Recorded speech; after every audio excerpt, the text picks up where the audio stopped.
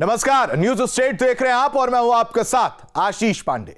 शुरू हो चुकी है सत्ता की रेस, साधे जा रहे हैं समीकरण, क्योंकि शुरू हो चुका है जनसंख्या के लिहाज से देश के सबसे बड़े सूबे का चुनावी रण। और इस रण में कौन किस पर भारी है, किन मुद्दों पर राजनीति जारी, हमारे खास शो 4 North 3 में हर एक विधानसभा क्षेत्र, हर एक मुद्दे की पड़ताल करेंगे। आज बात कासगंज विधानसभा सीट की।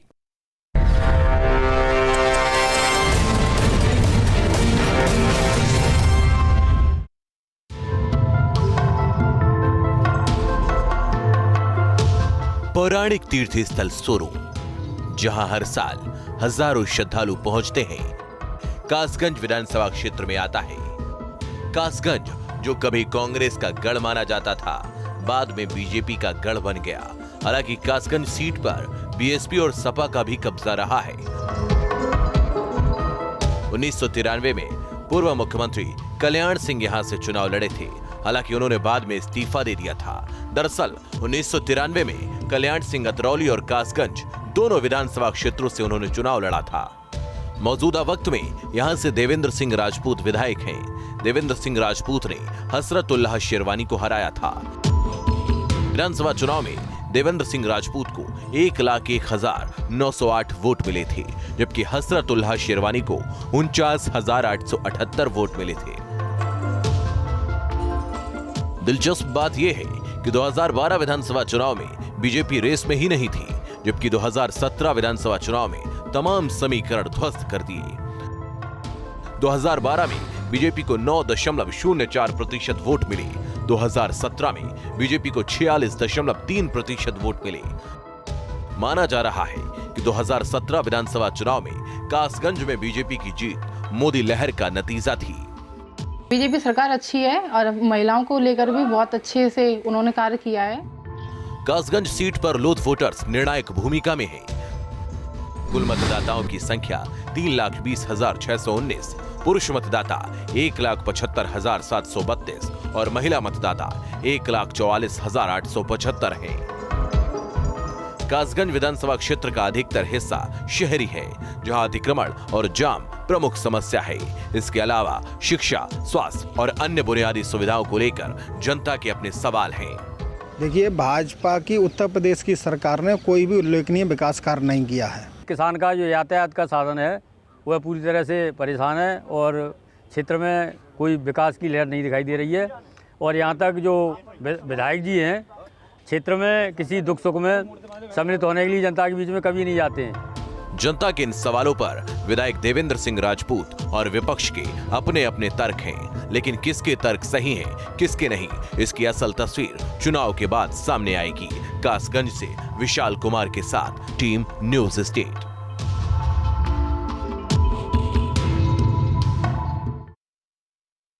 अब देखिए कासगंज विधानसभा सीट से विधायक देवेंद्र सिंह राजपूत के क्या दावे हैं और बीते कार्यकाल में उनकी क्या उपलब्धियां रही हैं।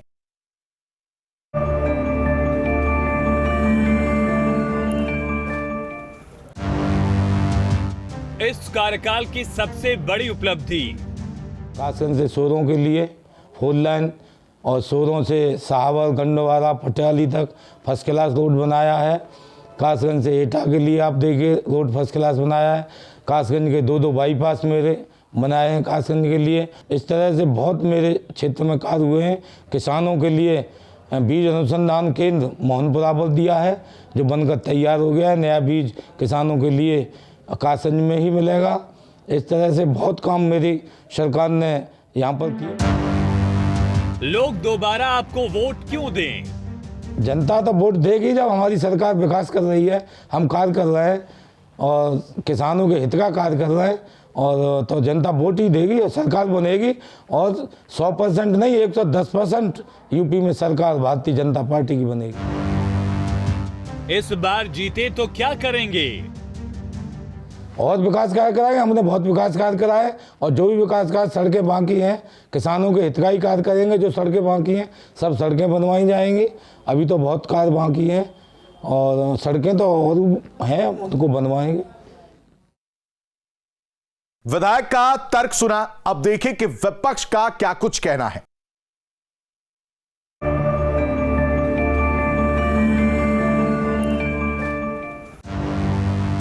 इस कार्यकाल में हुए विकास कार्यों को कैसे देखते हैं? कोई भी विकास का काम नहीं किया, कोई आज तक एक सड़क नहीं बनवाई, कोई रोड नहीं दिए, कोई नया विकास नहीं कराया। केवल छल कपट और केवल गुंडाओं का राज्य रहा, माफियाओं का राज्य रहा और भ्रष्टाचार चरम सीमा पे पहुंचा है। और इन्होंने कोई भी काम नहीं किया है, न कोई रोजगार दिया, न व्यापार दिया, न कोई फैक्ट्री लगाई। और तो और इन्होंने जो वायदे किए थे वो भी अपने वायदे पूरे नहीं किए। जनता आपकी पार्टी को वोट क्यों दे?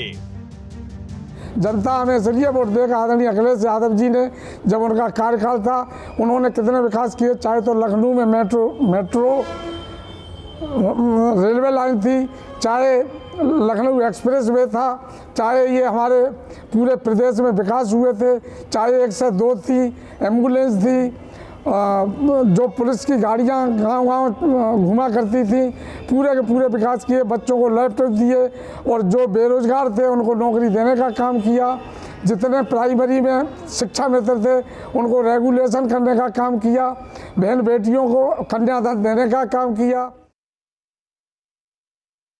लेकिन सबसे ज्यादा जरूरी है जनता की राय कि आखिर वो क्या मानती है, क्योंकि ये पब्लिक है, सब कुछ जानती है।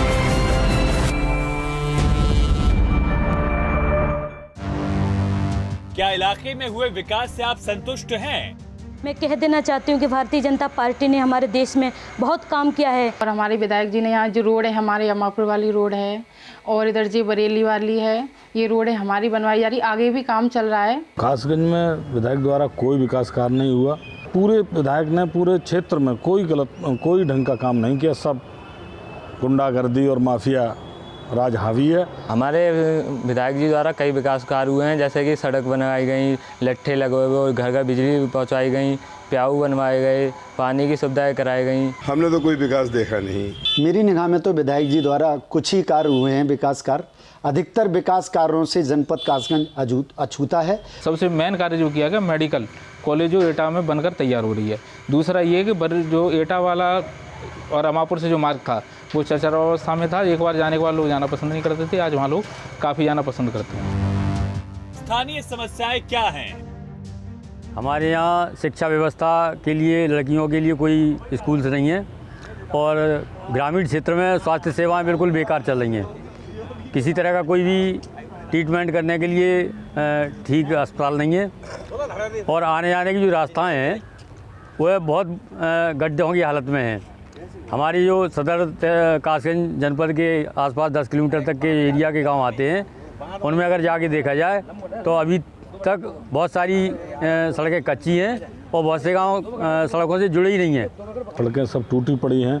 यहाँ कासगंज से मापुर वाला रोड आए दिन पेपरों में निकाला गया, यहाँ पे आंदोलन हुआ, लेकिन आज तक उसकी कोई स्थिति नहीं सुधरी। पहले 403 में अभी के लिए बस इतना ही। बने रहिए न्यूज़ स्टेट के साथ।